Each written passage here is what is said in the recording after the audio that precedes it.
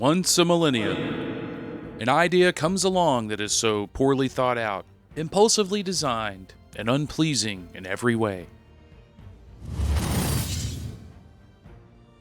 Oh, okay, maybe a few times a millennium, a truly terrible idea just manages to squeak its way through onto the market.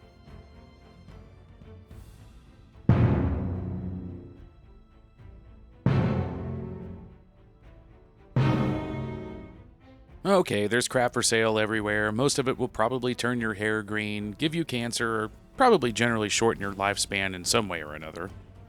So why damage yourself when you can simply damage that old computer that your spouse wants off the kitchen island anyway? We all know that old batteries are the bane of vintage computers, but you're a dedicated collector. You've spent hours snorting the smell of white vinegar, killed many a toothbrush, and all of your systems will now last forever. But you want a challenge. No, you need a challenge. But no worries, that's where the Bad Idea Barta Board comes in. What is it? Well, it's a guaranteed disaster. It holds 16 3.6 NiCad or NIMH batteries. That's right, why have one battery hanging over your board when you can have 16? Will they eventually leak? Well, of course they will. They're conveniently mounted on a vertical board to ensure a giant pool of corrosion just at the base over time. Heck, who knows? Maybe it could eat a hole right through the bottom of the case. But that's not all. It actually does stuff too. Nothing useful, of course. I mean, why put 16 corrosive little death rockets on a useful PCB, right? I could have put 2 more batteries on it, but I thought, why not remove 2 and put a totally worthless little speaker on instead? Well, you can't have a speaker without an amp, so it has one of those too. Well, I guess I need something to play, so it has a microcontroller, an 8-bit DAC, and a USB port for serial access and power.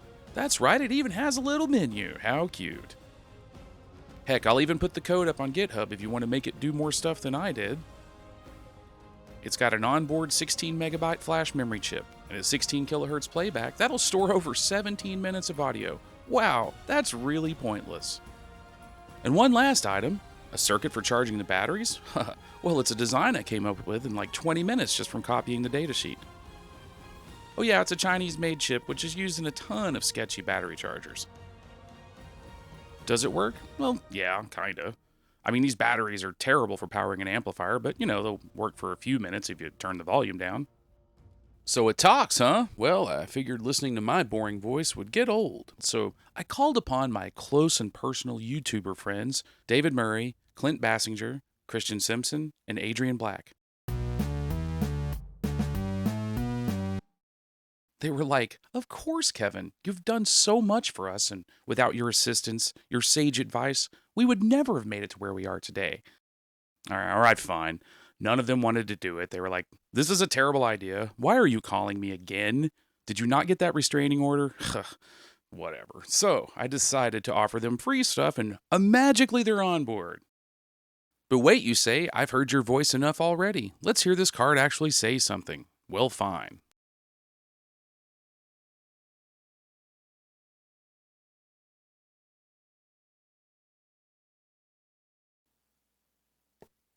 ISA slots can handle 48 volts, right? Corrosion potential 100%. But you still want to know what happens when you plug it in, don't you? Do you have a problem? You know you shouldn't, but aren't you curious what will happen?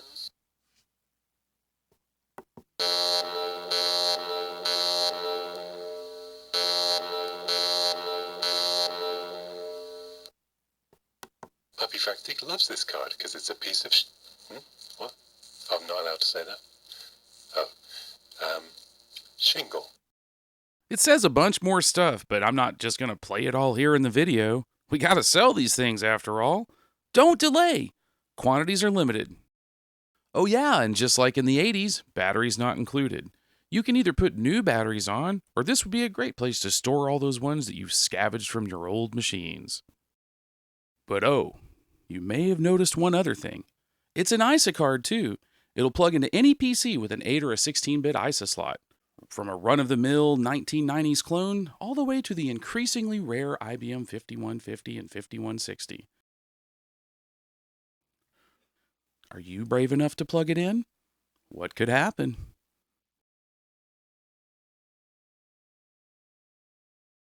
Hey again. First, I'd like to thank the guys for humoring me and doing a few voice lines for this card. I really appreciate it. It really made it a lot more fun than I'd originally hoped it would be, and I hope you guys all like it as well. I know I'm releasing essentially an April Fool's Day card, but it actually is a real card. A real novelty card, that is. But it won't hurt your PC. That is, of course, unless you leave it in there for 10 years with 16 batteries installed. You can connect this via a USB cable and play back any of the over 50 pre-stored messages directly, or stream audio from your PC directly through the card. It's not built into the card, but there's also code up on GitHub which will allow you to upload your own custom messages. Stick around for a quick demo of the USB port in action, and thanks for watching, and please take care.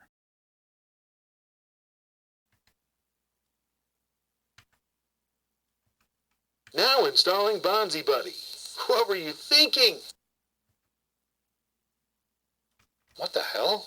Are some of the traces on the motherboard glowing? You'd be better off putting a paperclip in your power supply than plugging this thing into your computer. This card is not approved by Lady Fractic. And here's the new TexElec theme song streaming serially by my buddy 3C. Thanks, Craig.